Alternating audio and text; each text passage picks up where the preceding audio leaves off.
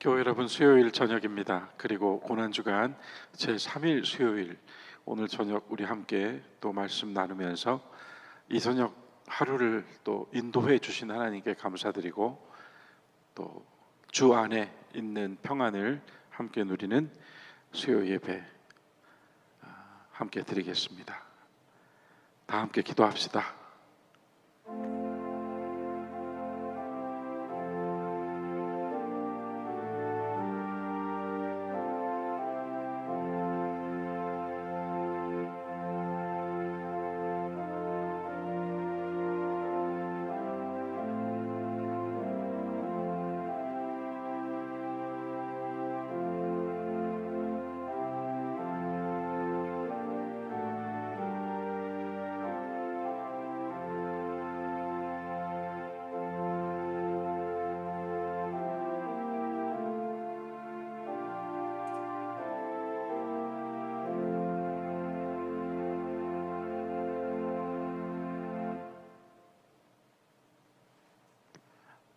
우리 많은 교인들이 사랑하시고 또 우리가 이 고난주간을 보내는 가운데에서도 우리의 갈 길을 인도해 주시는 하나님의 사랑을 다시 한번 고백할 수 있는 귀한 찬송인 줄 압니다. 384장 나의 갈 길 다 가도록 함께 부르겠습니다.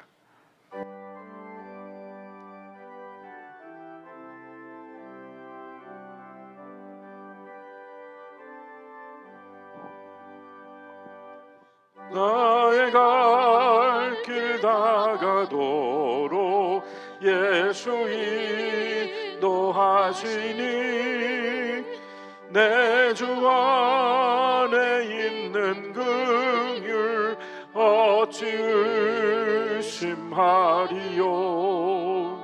믿음으로 사는 자는 하늘 위로 받겠네. 무슨 일을 만나든지 만사형통하리라. 무슨 일을 만나든지 만사형통하리라.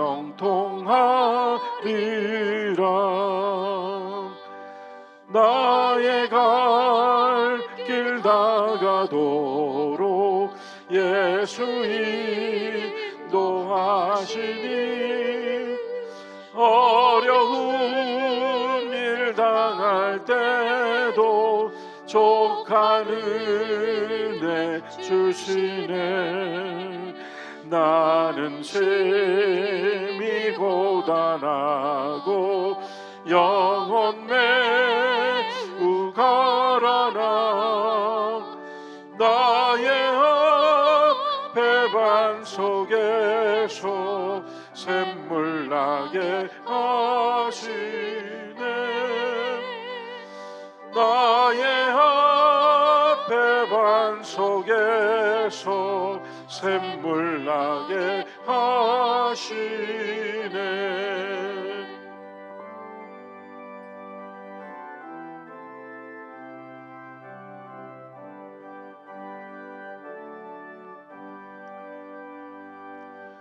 나의 갈 길 다 가도록 예수 인도하시니 그의 사랑 어찌 큰지 말로 할 수 없도다. 성령 감화 받은 영혼 하늘 날아갈 때에 영영 부를 나의 찬송 예수 인도하셨네. 영영 부를 나의 찬송 예수 인도하셨네.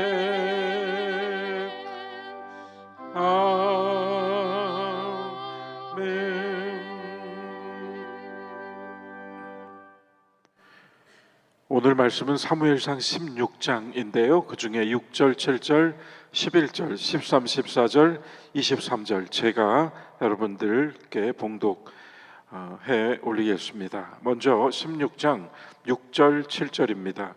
그들이 오매 사무엘이 엘리압을 보고 마음에 이르기를 여호와의 기름 부으실 자가 과연 주님 앞에 있도다 하였더니 여호와께서 사무엘에게 이르시되 그의 용모와 키를 보지 말라. 내가 이미 그를 버렸노라. 내가 보는 것은 사람과 같지 아니하니 사람은 외모를 보거니와 나 여호와는 중심을 보느니라 하시더라. 또 사무엘이 이새에게 이르되 내 아들들이 다 여기 있느냐? 이새가 이르되 아직 막내가 남았는데 그는 양을 지키나이다. 13절입니다. 사무엘이 기름 뿔병을 가져다가 그의 형제 중에서 그에게 부었더니 이날 이후로 다윗이 여호와의 영에게 크게 감동되니라. 사무엘이 떠나서 라마로 가니라. 여호와의 영이 사울에게서 떠나고 여호와께서 부리시던 악령이 그를 번뇌하게 한지라. 23절입니다. 하나님께서 부리시는 악령이 사울에게 이를 때 다윗이 수금을 들고 와서 손으로 탄즉 사울이 상쾌하여 낫고 악령이 그에게서 떠나더라. 아멘. 역사를 통하여서 우리는 하나님의 뜻을 배워 나가고 있습니다. 오늘은 사무엘상 16장 다윗이 기름 부음을 받는 장면입니다. 우리는 이 성경에서 사무엘상 16장부터 사무엘하 5장 25절까지를 보통 구약 성서를 연구하는 이들이 다윗 상승설화라고 부르는데요. 다윗이 이제 비로소 등장하여 다윗이 하나님의 특별한 약속 가운데, 하나님의 특별한 사랑하심 가운데 세워지는 일련의 과정을 보고, 또한 이스라엘의 어떤 신앙 전통이고 또한 그 종교의 전통이라고 할 수 있는 다윗 전승의 시작이 지금 비로소 16장부터 열립니다. 우리가 읽은 것처럼 사울이 왕이 되었던 과정과 다윗이 왕이 되는 과정이 크게 다르지 않아요. 먼저 기름 부음이 있습니다. 먼저 하나님께서 기름을 부어 주셔서 그를 특별한 자로 성별하시고, 그리고 나서 그 후의 역사를 통하여 하나님께서 이 사람을 어떻게 준비해 놓으셨는지를 확인할 수 있게 해주시죠. 다윗의 경우도 사울의 경우도 우리들의 경우도 그때 사건 속에서 때를 만나고 그때 안에서 그 사건을 기억하며 교훈을 얻으며 또한 그 안에서 경험하고 새로운 인식을 가지면서 나아가게 되는데요. 하나님 편에서는 이미 그 모든 것들이 그분의 계획하심 안에서 기름 부으심을 위시하여 그 모든 일련의 과정을 이끌어 가시죠. 오늘 수요일은 고난주간 수요일로서 우리가 평시에는 우리가 이날 저녁에 최후의 만찬 기념 예배를 드리곤 했습니다. 저 역시 오늘 저녁 말씀을 가지고 고민하고 기도하였는데요. 우리가 사실 고난주간이라 하여 아침마다 새벽 기도를 드리고 또한 특별히 의미 부여를 하면서 지나가기는 하지만, 실은 우리가 집 문을 열고 나서서 하루를 살 때에는 다시 일상이고, 또한 만나는 이들과 하는 일들 속에서 늘 그와 같은 시간을 보냅니다. 그와 같은 시간이라고 저는 말씀드렸고요. 그 일상을 사는 자리에서 우리가 하나님의 인도하심을 기억하고 우리의 갈 길이 끝날 때까지 우리를 이끌어 주실 것이라고 하는 믿음으로 사는 일상 말이에요.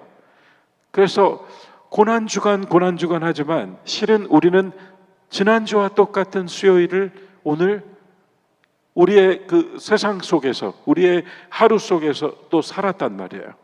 그 가운데 하나님은 우리들이 각각으로 경험한 그 여러 경험들의 조각들, 그 조각들과 사건들을 이미 섭리하고 계신다라고 하는 믿음으로 출발하여 이끌어 주신다라고 하는 고백으로 나아가고, 마침내 하나님의 목적에 합하여 우리의 마지막을 인도해 주시리라고 하는 소망으로 결단하는 거예요. 자, 오늘 말씀에서 다시 돌아와서요, 다윗이 비로소 하나님의 기름 부음 안에서 등장하는 이 장면에서 우리가 읽지는 않았습니다마는 16장 1절 이 시작은 이렇게 진행됩니다. 여호와께서 사무엘에게 이르시되 내가 이미 사울을 버렸다. 이스라엘의 왕이 되지 못하게 하였다. 우리 지난 시간에 이 부분 굉장히 제가 강조했죠. 사울은 이미 왕이 되었고 왕으로서의 권위를 누리고 있는데 하나님께서 뒤늦 그 사울이 아말렉과의 싸움 후에 여러 모습 속에서 변명과 거짓을 앞세우며 말로 자신의 마음을 감추면서 이야기하던 장면을 기억하실 거예요. 그런 가운데 하나님께서 사무엘을 통해 뭐라고 하셨는가 하면 내가 이제 그를 더 이상 왕이 되지 못하게 하겠다 하셨어요. 그게 제가 말씀드렸죠. 우리가 한다, 우리가 무엇을 하였다라고 말하지만 실은 하게 해 주셨고 가게 해 주셨다. 우리는 그 믿음으로 산다. 신앙의 문법은 내가 주체가 된다라고. 우리는 주체예요. 우리는 일상 속에서 주체가 되어 행동하고 그 주체가 되어 행동했기 때문에 책임을 집니다. 하지만 신앙인은 그 주체로서의 행위자인 내가 하나님의 허락하심 가운데에서 이 행위를 하며 이 모든 과정을 지나가고 있다는 고백을 가지고 있단 말이에요. 하나님의 하게 해주심. 우리는 어렴풋이가 아니라 분명히 이것을 고백할 수 있어요. 우리가 기도할 수 있고 예배드릴 수 있다. 우리가 하나님의 일을 감당할 수 있다. 우리가 하나님의 이름으로 뭔가를 할 수 있다라고 하는 것은 하나님의 허락입니다. 우리가 사랑하는 것도 사랑할 기회를 주셔서 사랑하게 해주신 것이죠. 이 모든 것들이 허락이에요. 그래서 구약의 시간법에서는 우리에게 허락하신 시간으로서의 인생이에요. 내게 있는 시간이 아니라 우리에게 허락해 주신 시간으로서의 인생입니다. 다시 이미 16장 1절에서 하나님은 다시 한번 사무엘에게 나는 이제 더 이상 사울을 버렸고 왕이 되지 못하게 할 것이며 내가 그를 위하여 언제까지 슬퍼하겠느냐. 사무엘이 슬퍼했다 그랬잖아요. 사무엘은 평생 사울로 인하여 슬퍼했다고 했잖아요. 그것이 기도하는 사람의 마음이라고 제가 말씀드렸죠.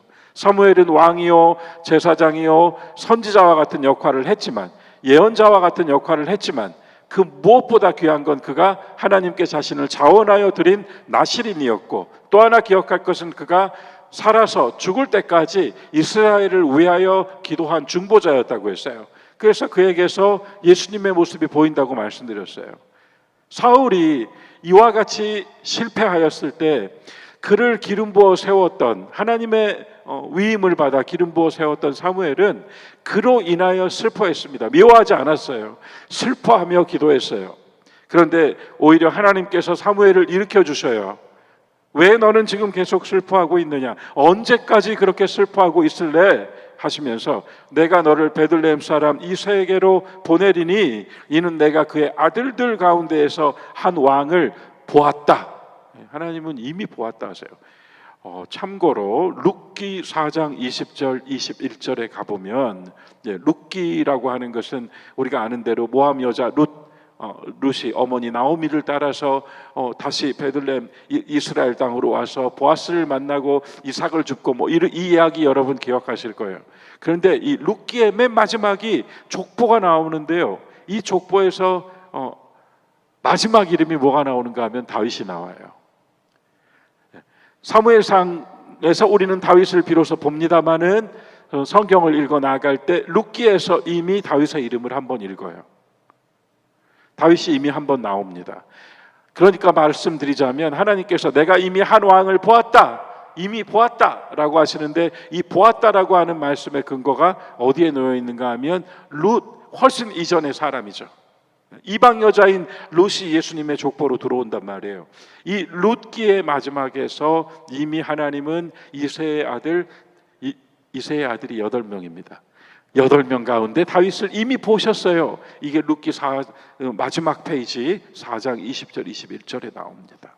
여기서 16장 1절에서도 내가 이미 그의 아들들 가운데에서 한 왕을 보았다 하고 오늘 말씀이 나오죠.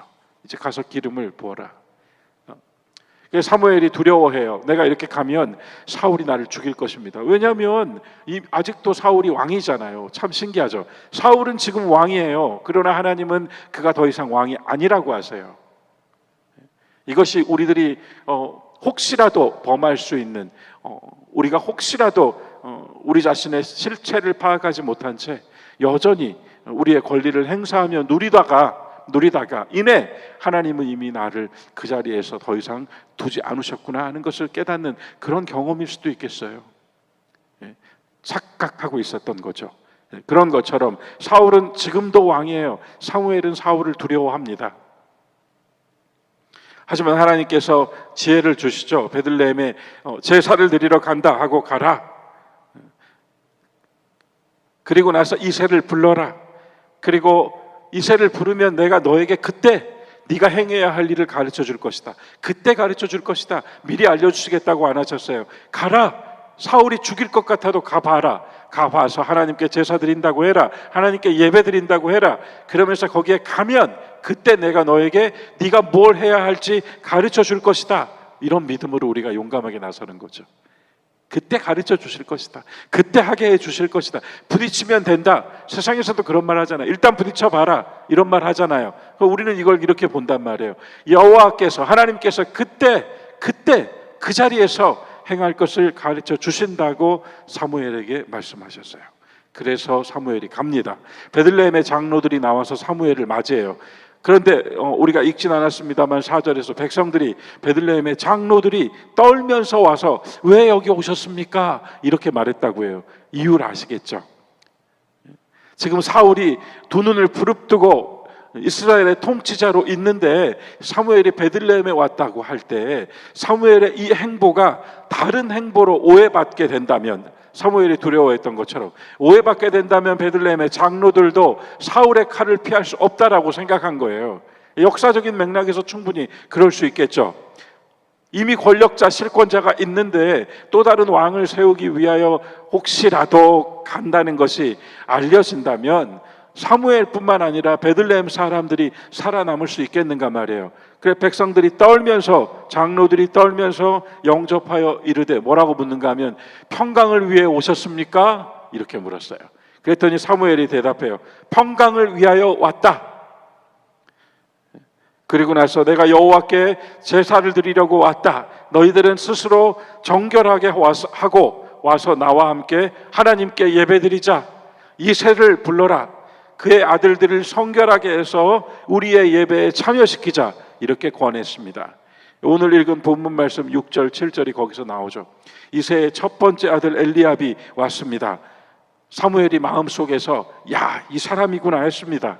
하나님께서 기름 부으실 한 왕을 보았다고 하시더니 이 첫째 아들 엘리압, 이 장자의 모습 속에서 정말 주님께서 말씀하신 그 사람이 내 눈에 보이는구나, 마음속으로 그렇게 생각했어요. 그때 그 마음에 하나님께서 이르시되 용모와 키를 보지 말라. 우리는 이 말씀을 너무 잘 알죠. 내가 이미 그를 버렸노라. 내가 보는 것은 앞서 다윗을 몇 대 전에 벌써 보셨다고 했죠. 룻기에서 몇 대 전에 이미 오랜 시간 이전에 다윗을 이미 보셨다. 여기서도 마찬가지로 나는 본다. 그런데 어떤 것을 사람과 같이 보지 않는다. 사람처럼 보지 않는다. 사람은 겉을 보거니와 외모를 보거니와 나 여호와는 중심을 보느니라. 우리 항상 이 말씀을 기억하고 이 말씀을 요절 삼고 이 말씀을 생각하며 우리가 신앙생활 하잖아요. 여러분 그렇잖아요. 여러분 항상 중심을 보시는 하나님 믿잖아요. 내 속을 알아주시는 하나님 믿잖아요. 내 안에 있는 마음의 진심을 알아주시는 하나님을 믿기 때문에 기도드리잖아요. 패러다임 바꿔봅시다.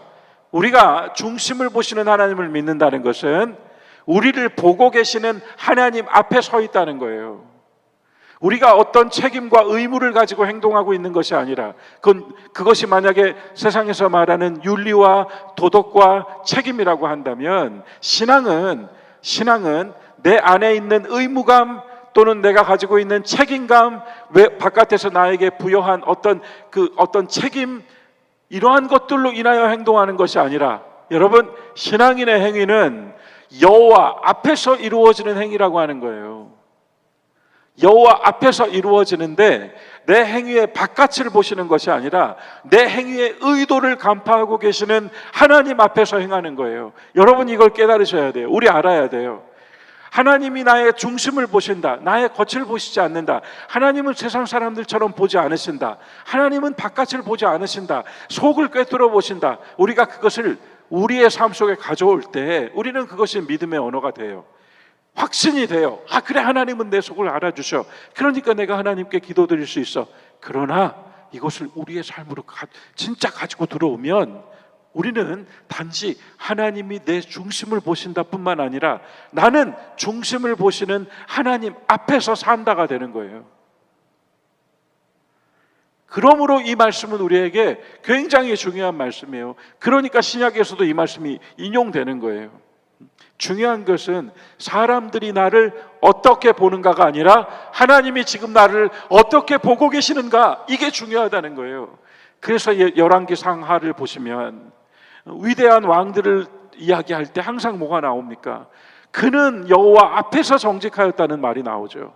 하나님 앞에서 그는 정직한 사람이었다. 저는 이 말씀을 새삼 나중에 다시 읽고 깨닫고 다시 듣고 깨닫고 정말 이 말씀을 지금 이후로, 이 깨달음 이후로 내 삶에 가져오기 위하여 많이 기도합니다.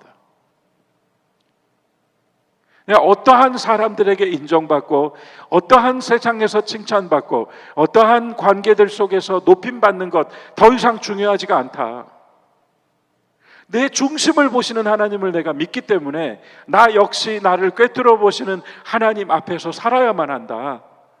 그래서 하나님 앞에서 정직한 사람이라고 하는 그러한 칭찬과 인정을 주님께로부터 받기 위하여 분투해야 한다.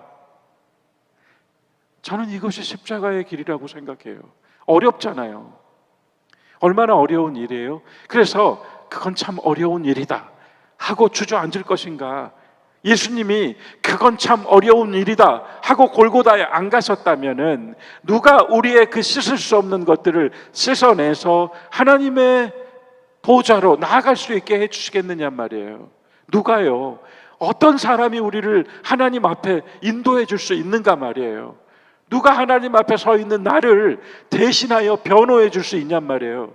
누가 나의 이 모든 허물들을 뒤로하고 그래도 이 사람은 하나님의 아들, 하나님의 딸이 아닙니까? 라고 변호해 줄 수 있냔 말이에요. 예수님밖에 없어요.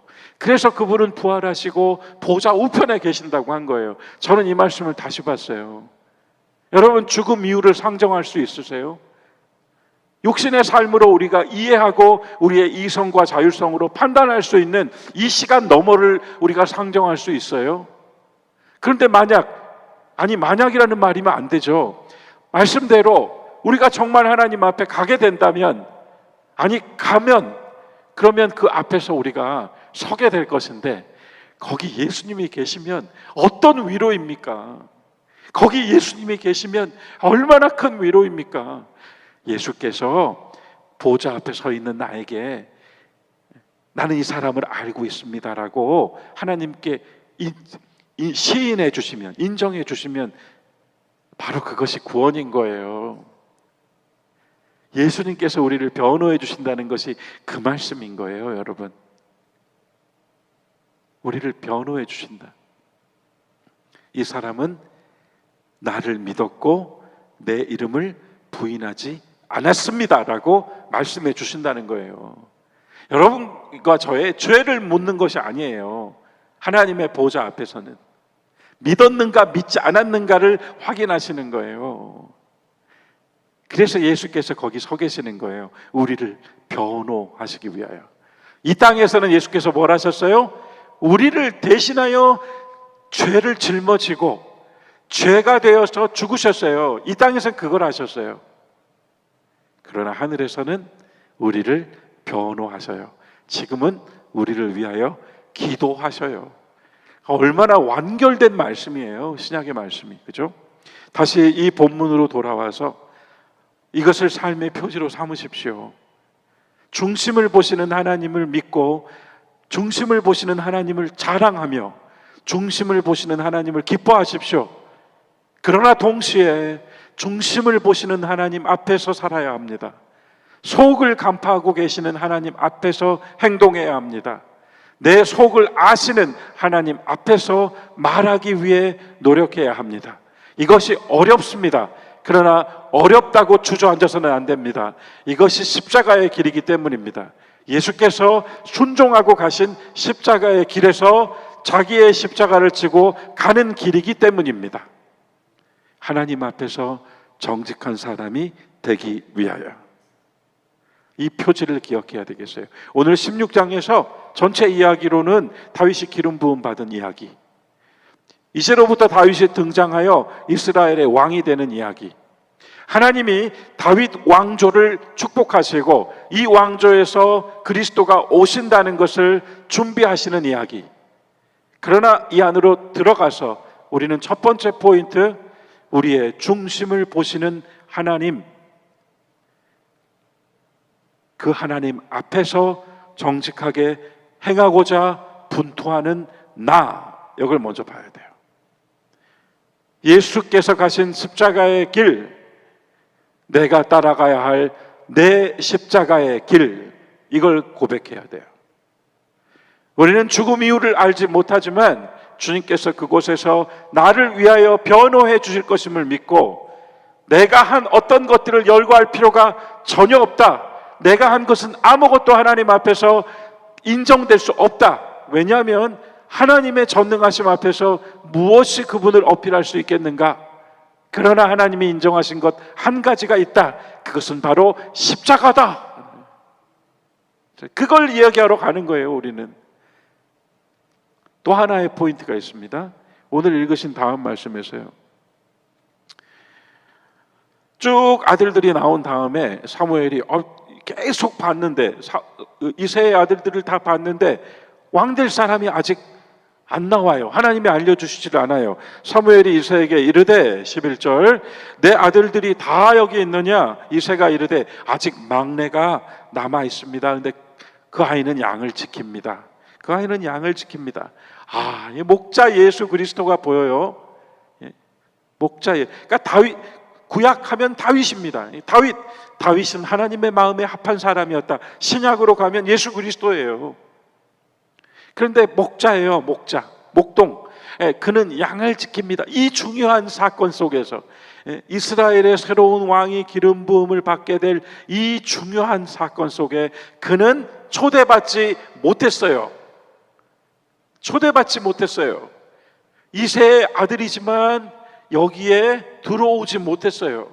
저는 골고다 예루살렘 성 밖에서 만왕의 왕이 되시는 예수님을 여기서 우리가 보자.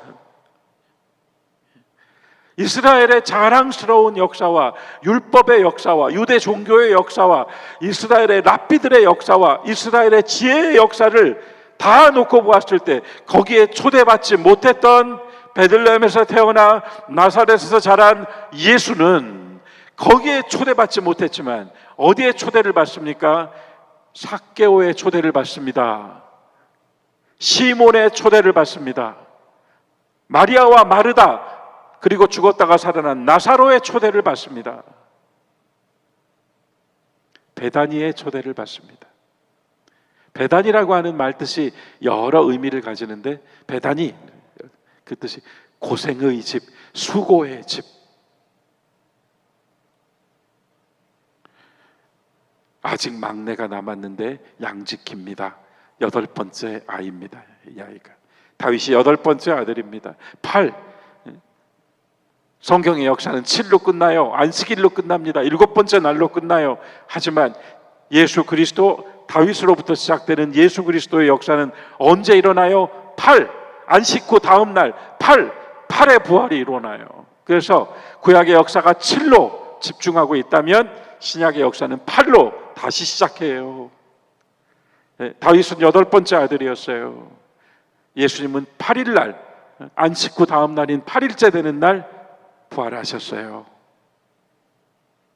8이라고 하는 숫자가 가지고 있는 조금 표현을 한다면 혁명성, 방향 전환, 패러다임 전환, 7가지라고 하는 상식과 7가지 밖에는 없다라고 하는 통념을 깨고 나오는 8번째, 이게 이미 다윗 때에 한번 드러났습니다. 세 번째 포인트, 하나님의 영. 오늘 읽은 말씀에서 13, 14절, 거기서 나오는 이야기가 흥미롭죠.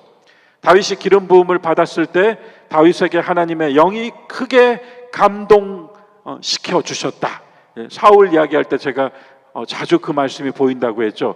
하나님의 영이 세차게 내렸다. 세차게 내렸다. 역시 여기서도 마찬가지죠. 하나님의 영이 세차게 다윗을 감동시키셨다.